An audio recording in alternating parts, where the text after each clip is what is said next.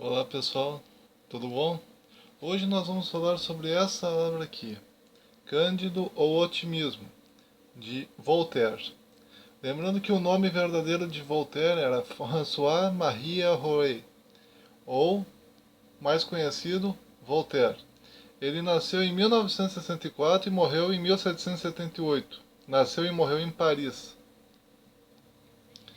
Bom, nós já falamos aqui sobre um livro de Voltaire, né, que foi o Tratado à Tolerância, tá, que foi um vídeo, um livro escrito por Voltaire que nós tratamos aqui neste canal em um vídeo. Tá? Quem é assinante antigo desse canal, quem é inscrito há mais tempo já viu, né, provavelmente esse vídeo. E hoje vamos falar sobre esse outro livrinho de Voltaire, Cândido ou O Otimismo. É interessante esse livro, porque assim, ó, é um livro pequeno, tá? Nessa edição aqui tem 132 páginas no total. É um livro em que o enredo dele é totalmente verbal, ou seja, ele age muito, a ação dele é rápida, ou seja, não ocorre um diálogo excessivo entre os personagens. Não, assim como o personagem Cândido está num local, na próxima página ele já vai para outro local, na próxima página já vai para outro local e assim sucessivamente. Ou seja, é um livro rápido, tá? É um livro de leitura rápida. Se você se sentar para ler, em pouco tempo você já leu todo ele. Tá? Então é um livro de leitura rápida. E por ser um livro de leitura rápida, muitas vezes pequenos detalhes ficam para trás, né? Só para vocês entenderem qual é a ideia desse livro. Esse livro ele trata sobre um jovem chamado Cândido. Cândido nasceu num lugar edênico, ele vive num castelo fantástico, maravilhoso, paradisíaco, onde tudo é muito bom, tudo dá muito certo, enfim, é uma coisa linda. Ele tem um professor, tá? O professor dele é o professor, o Dr. Pangloss, tá? O Pangloss ele é o professor particular de Cândido. É ele que dá as aulas a Cândido. Ele é considerado como o filósofo mais inteligente do castelo. Ele é considerado o homem mais inteligente do palácio. Enfim, ele é o sabichão. Ele é o cara, o filósofo, o mestre, o professor mais inteligente do pedaço. O que acontece é que o Dr. Pangloss ensina ao Cândido a ideia de que tudo tem uma causa e tudo tem uma consequência. E a consequência final de todas as consequências é o bem, é terminar tudo dando certo. Se não para o indivíduo, para toda a sociedade em geral. Então, ele ensina aquele mesmo otimismo ensinado por Leibniz, pelo filósofo Leibniz. Ou seja, é aquele otimismo extremado, em que no final tudo dá certo. Não importa as circunstâncias, não importa os problemas, não importa absolutamente nada, no final tudo dará certo. Se não para o indivíduo, para a sociedade em geral. E só para vocês entenderem o tom satírico desse livro, eu vou ler o capítulo primeiro aqui para vocês. Olhem só. No castelo do Sr. Barão de Thundertentrott, na Westfália, Alemanha, havia um jovem rapaz ao qual a natureza considera as virtudes mais doces. Sua fisionomia anunciava sua alma. Tinha um juízo assaz reto e um espírito dos mais simples.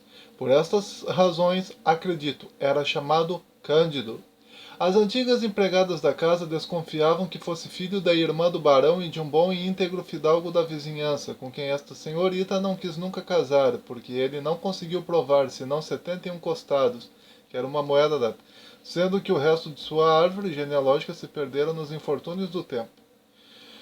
O senhor barão era um dos mais poderosos senhores da Westfália, pois seu castelo tinha uma porta e janelas. Sua sala principal era até decorada com uma tapeçaria. Todos os cães de seu quintal compunham, se necessário, uma matilha. Seus palafreneiros eram seus picadores. O vigário do vilarejo era seu principal distribuidor de esmolas. Todos o chamavam de Monsenhor e riam quando contavam casos. A senhora baronesa, que pesava em torno de 350 libras, só por isso granjeava uma grande consideração e havia as honras da casa com uma dignidade que a tornava ainda mais respeitável. Sua filha Cunegunda, com 17 anos, era rosada, fresca, gorda, desejável. O filho do barão era em tudo digno de seu pai. O preceptor Pangloss era o oráculo da casa, e o pequeno Cândido ouvia suas lições com a melhor boa-fé de sua idade e de seu caráter. Pangloss ensinava a metafísico, teólogo, cosmolinogologia. Provava admiravelmente que não há efeito sem causa, e que neste melhor dos mundos possíveis, o castelo do Monsenhor Barão era o mais belo dos castelos e a senhora a melhor das baronesas possíveis. Está demonstrado, dizia ele, que as coisas não podem ser de outro modo, porque tudo sendo feito visando a um fim, tudo está necessariamente ordenado ao melhor fim. Notem bem que os narizes foram feitos para sustentar os óculos, por isso temos óculos. As pernas são visivelmente criadas para serem calçadas, e temos calças. As pedras foram formadas para serem talhadas e com elas fazemos castelos. Por isso Monsenhor tem um castelo muito belo, o maior barão da província deve ser o melhor alojado. E os porcos, já que foram feitos para serem comidos, nós comemos porcos o ano todo. Por consequência, aqueles que sustentaram que tudo está bem disseram uma tolice. É preciso dizer que tudo é o melhor possível. Cândido escutava com atenção e inocentemente acreditava, pois achava a senhorita Conegunda extremamente bela, ainda que não tenha tido nunca a ousadia de declarar-se a ela. Concluía que depois da felicidade de haver nascido o barão de Thundertentrock, o segundo degrau de felicidade era ser a senhorita Cunegunda, o terceiro, vê-la todos os dias, e o quarto, ouvir o mestre Pangloss, o maior filósofo da província, e por consequência, de toda a terra. Cunegunda, ao passar um dia nas proximidades do castelo, no pequeno bosque que chamavam de parque, viu entre os espinheiros o Dr. Pangloss dando uma lição de física experimental à dama de companhia de sua mãe, uma moreninha muito bonita e muito dócil. Como a senhorita Cunegunda tinha muito gosto pelas ciências, observou, com a respiração suspensa, as experiências reiteradas das quais era testemunha. Viu claramente a razão suficiente do doutor, os efeitos e as causas, e retornou toda agitada, toda pensativa, tomada pelo desejo de ser uma sábia. Sonhava que poderia ser a razão suficiente do jovem Cândido, o qual poderia ser igualmente a sua. Retornando ao castelo, ela encontrou Cândido e enrubesceu. Cândido também enrubesceu. Ela lhe disse bom dia com uma voz entrecortada, e Cândido falou com ela sem saber o que estava dizendo. No dia seguinte, após o jantar, à saída da mesa, Cunegunda e Cândido se encontraram atrás de um biombo. Cunegunda deixou cair seu lenço. Cândido o apanhou. Ela pegou inocentemente sua mão, o jovem beijou inocentemente a mão da jovem com uma vivacidade, uma sensibilidade, uma graça toda particular. Suas bocas se encontraram, seus olhos se inflamaram, seus joelhos tremeram, suas mãos perderam o rumo. O barão de Thundertentrock passou perto do biombo, e vendo esta causa e este efeito, expulsou Cândido do castelo à custa de violentos chutes no traseiro. Cunegunda desmaiou, e foi esbofeteada pela senhora baronesa assim que voltou a si. Tudo foi consternação no mais belo e mais agradável dos castelos possíveis. Cândido, expulso do paraíso terrestre, por muito tempo caminhou sem saber para onde ia, chorando, levantando os olhos para os céus, dirigindo-os com frequência para o mais belo dos castelos, que enclausurava a mais bela das baronesas. E aí começa a aventura, tá? A aventura começa exatamente depois que Cândido é expulso do palácio, desse palácio paradisíaco, edênico, lindo, fantástico, maravilhoso, onde tudo dava certo, onde tudo era muito belo. E também, mais tarde, ocorre uma guerra no palácio, em que um grupo, um povo adversário entra no palácio, mata algumas pessoas, pega no caso, a Cunegunda e leva ela para bem longe. Então o Cândido, ele se aventura por céus, terra, mar, tudo, na tentativa de reencontrar Cunegunda. Em determinado momento, o Cândido, ele está no meio de um povo, aquele povo começa a fazer guerras e mais guerras, e ele fica apavorado, e ele pensa consigo, não, mas no final tudo vai dar certo, o importante é que tudo vai dar certo. Só que ao longo do enredo tudo começa a dar errado para ele. Em determinado momento o professor Pangloss, o mestre Pangloss aparece para ele, e Pangloss começa a caminhar junto com ele, a ter as aventuras com ele. Digno de nota é que em determinada parte do texto, eu não vou ler todo o texto aqui, não vou comentar todos os detalhes sobre esse texto, porque apesar de ser um texto leve, um texto breve, é interessante que vocês mesmos leiam, tá? Esse é um textinho assim, ó. É um dos poucos textos assim que tu consegue ler rápido, que tu consegue valorizar cada detalhe dele, degustar ele de maneira rápida. E, enfim, é um texto muito interessante, assim. Em determinado momento, né, tem uma parte que eles vão para Lisboa, tá? E um vulcão entra em erupção. Agora, olha só o que o professor, o professor Pangloss, olha só o que o professor Pangloss fala em determinado momento. Ó, as pessoas começam a se queixar que o vulcão entrou em erupção, né? E olha só o que o vulcão, o professor Pangloss diz. Pois, disse ele, tudo isso é o que há de melhor. Pois, se há um vulcão em Lisboa, não poderia estar em outro lugar, pois é impossível que as coisas não estejam onde estão, pois tudo está bem. Então, quer dizer, para ele tudo era otimismo, tudo era muito bom, tudo. Mesmo que as coisas estivessem dando errado no momento, ele acreditava que no final tudo ia dar certo. Em determinado momento, o professor Pangloss é enforcado junto com um grande número de pessoas. Só que lá no final do livro, tu vai descobrir que o professor não foi enforcado, porque o indivíduo que tentou enforcar ele, o indivíduo era especialista em queimar as pessoas na fogueira e não em enforcá-las. Então, quando começou a chover, a fogueira que estavam preparando para o professor Pangloss e para um grande número de outros indivíduos, a fogueira começou a ser apagada pela chuva. Então, os carrascos, não tendo mais a fogueira, resolveram pegar cordas, amarraram no pescoço do Pangloss e de outras pessoas e enforcaram. Só que a própria água, né, o próprio fato da corda estar umedecida pela água da chuva, acabou fazendo com que o pescoço do Dr. Pangloss começasse a escorregar e ao invés dele morrer, ele fingiu de morto e caiu. Então, sobreviveu numa boa. Aí mais tarde, né, ele conseguiu encontrar o Cândido. O Cândido nesse meio tempo, ele reencontrou a Cunegunda, só que a Cunegunda mais tarde foi raptada de novo. Houve uma época em que a Cunegunda ela teve que ficar vivendo tantos dias da semana como esposa de um homem, tantos dias da semana como esposa de outro homem. Quer dizer, aí ela acaba encontrando o Cândido. O Cândido mais tarde acaba perdendo ela de novo. Aí o Cândido ele acaba indo para o Peru, né? Lá no, mais tarde ele acaba indo para Eldorado. Lá em Eldorado tudo é de ouro, tudo é muito lindo, tudo é muito belo, tudo é feito de ouro puro. E aí ele come, né? Ele arruma um amigo, né, chamado Macambo. Ele e o amigo dele um dia vão para uma espécie de restaurante. Aí eles estão comendo e aí eles resolvem dar um pouco de ouro como pagamento pela comida. Só que o dono do restaurante dá uma risada gostosa e diz para eles: ó, essa pedra que vocês estão nos dando, o ouro, essa pedra a gente sabe, é a pedra que a gente usa para calçar as ruas, é uma pedra comum pra gente isso não tem serventia nenhuma. Provavelmente vocês são estrangeiros, porque vocês não me deram as moedas, né, que nós costumamos trocar entre nós aqui. Então vão até o nosso rei, né? E aí deem um abraço nele, conversem com ele e enfim. E aí o rei gostou deles e acabou liberando eles, né? Junto com uma grande quantidade de dinheiro, de ouro, enfim, pedras preciosas.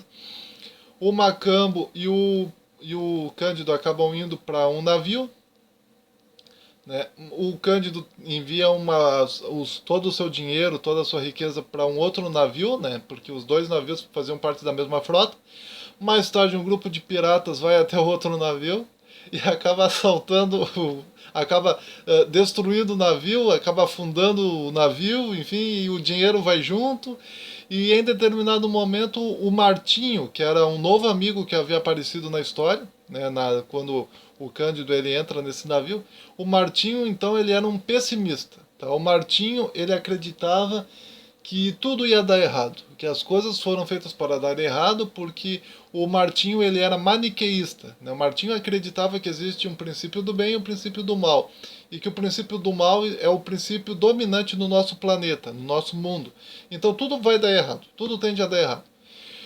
E cada coisa que dava errado com o Cândido, né, o Martinho dizia: viu, eu te avisei, eu te falei, o mundo é mau, o mundo não é aquela coisa maravilhosa como o Dr. Pangloss te ensinou.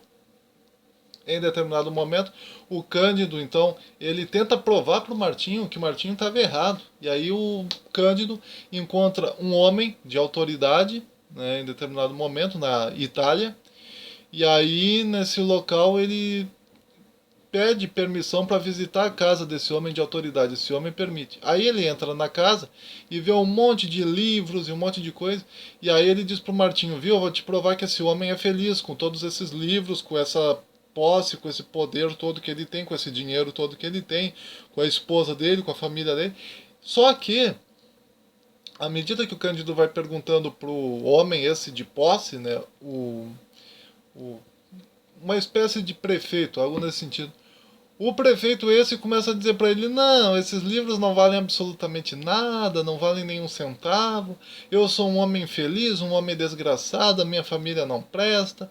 Sabe? E o Martinho, cada vez que o cara vai falando isso, o Martinho olha pro Cândido e diz: viu, eu te avisei, não existe felicidade debaixo do céu. A terra foi feita para sofrer.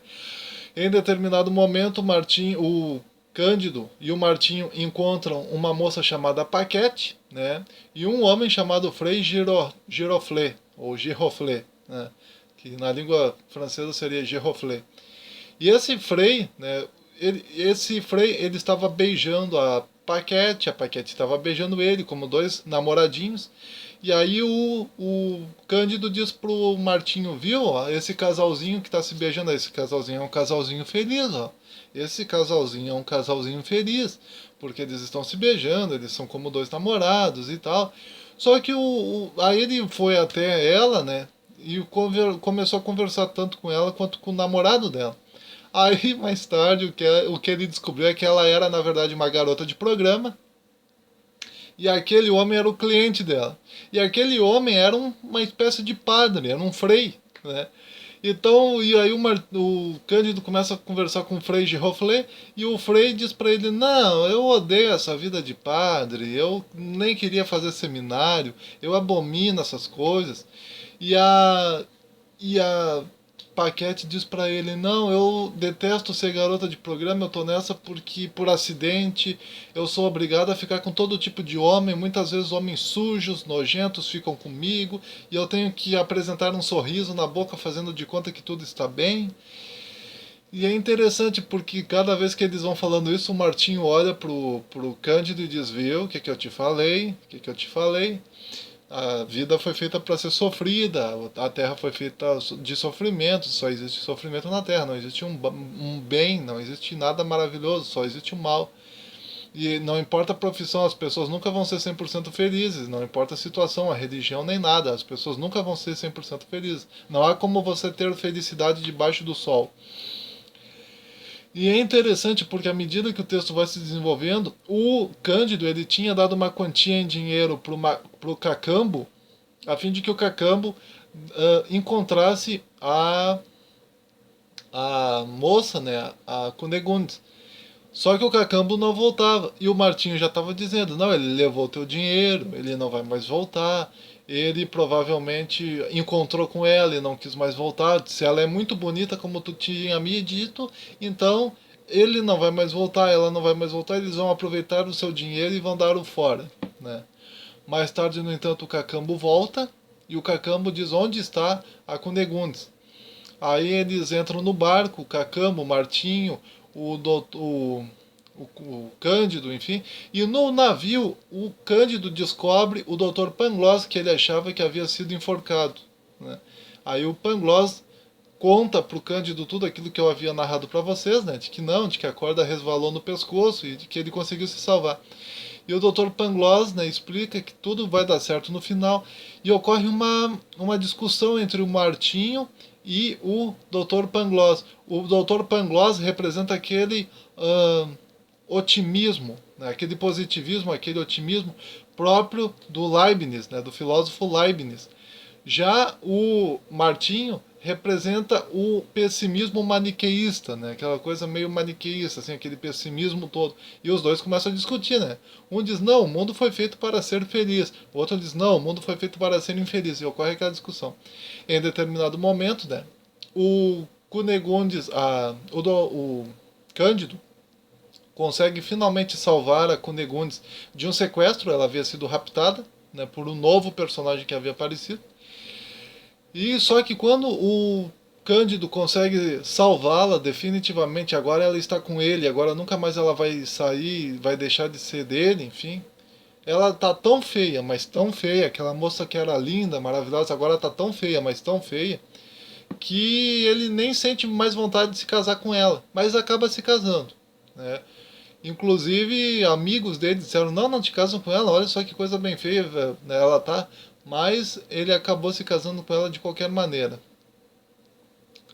No final das contas, no final do texto, termina todos numa espécie de jardim, né, morando numa casa juntos, vivendo em harmonia, um ajudando o outro, né? Mas o Cândido ele abandona aquele otimismo todo.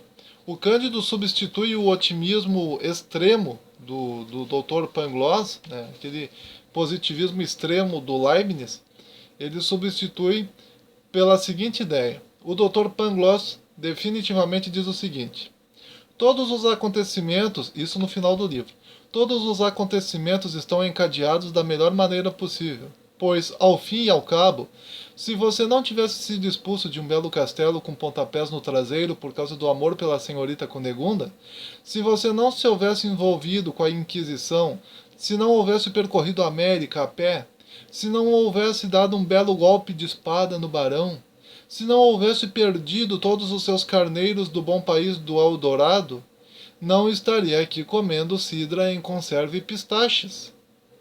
E o Cândido respondeu: está bem dito, né? Está bem dito, respondeu o Cândido, mas é preciso cultivar nosso jardim.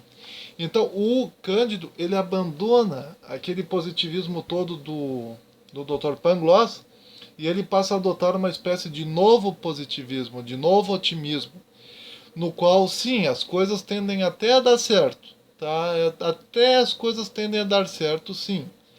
Mas você precisa cultivar o seu jardim. Você precisa lutar para fazer com que as coisas deem certo na sua vida.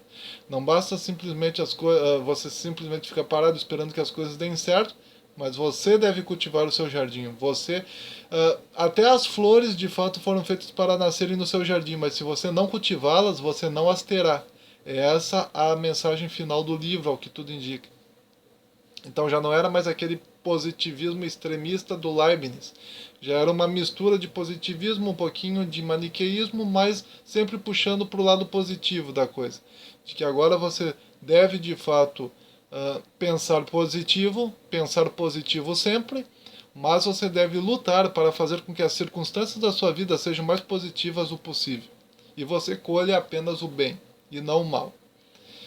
Então é um livro muito interessante. Eu resumi ele bastante, tá? Não contei muitos detalhes dele, porque eu quero que vocês leiam esse livro. Tá? Esse livro é um livro que vale muito a pena ser lido, é um livro pequeno, não é um livro grande. A maioria dos livros que eu trago aqui nesse canal são grandes, né? São livros de quase 500 páginas, enfim. Mas esse livrinho aqui é pequeno, esse livrinho aqui é um livro bastante rápido de ser lido, tá? Algo que tu pode ler numa velocidade bem grande mesmo. Eu não falei, por exemplo, sobre a velha, né? A velha, uma senhora que aparece no texto, ela tem uma participação, né? Mas eu quero que vocês leiam para vocês entenderem qual é a participação dela. O Jaques, né? O Anabatista, que aparece nesse texto aqui, nessa versão aqui como Tiago, o Anabatista, ele acreditava que a natureza humana era má, né? Ele seguia mais ou menos o mesmo princípio do Martinho, só que ele acreditava que a natureza humana é que é má, né? E, né, ocorrem várias circunstâncias assim que o Cândido ele diz, não, na verdade não é que a natureza humana seja má. Por exemplo, os moradores de Eldorado ajudaram bastante ele. Então tu vai construindo, à medida que o enredo vai avançando, tu vai construindo essa ideia. Às vezes um personagem fala uma coisa, de repente acontece outra, que deixa a fala do personagem anterior por mentirosa, entendeu? Alguém diz, por exemplo, o Jaques, o Anabatista, ou o Tiago o Anabatista, ele diz para Cândido, a natureza humana é má. Já o o povo de Eldorado, né, manifesta uma personalidade super bondosa, super tranquila, super generosa, super querida, né? Então é isso, pessoal. tá? Cândido ou o Otimismo, escrito pelo grande filósofo Voltaire, tá? Então, pessoal, tá aí mais um livro para nós. Um livro muito interessante, muito bom, que eu recomendo muito, porque é um livrinho pequeno, tá? Você lê, você consegue ler numa velocidade muito grande mesmo, e ele tem mensagens bastante profundas e interessantes, tá? Relacionadas ao otimismo, ao positivismo, a uma mistura de realismo já com um pouco de positivismo junto, tá certo? Então compartilhe esse vídeo, dê o seu joinha, se inscreva, comente, divulgue e participe. Um forte abraço, até mais.